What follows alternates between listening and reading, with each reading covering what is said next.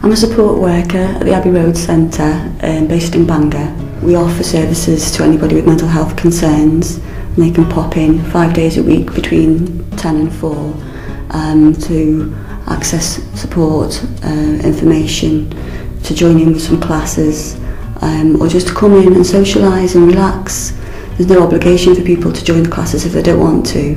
They can just come here, use the kitchen facilities, chill out in the living room, make some friends. We accept anybody and everyone, no matter what. We're not judgmental. Very friendly, relaxed atmosphere here. Gives people somewhere to come and feel safe.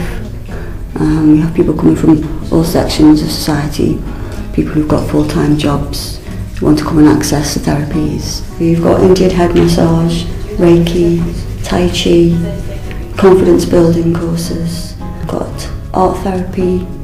The art room is open and the materials are available to anybody who wants to use them. We've got card making sessions.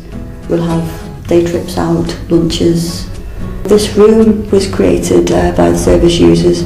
We picked a theme, underwater theme, and together we painted this room, and it's a really friendly environment, very relaxed.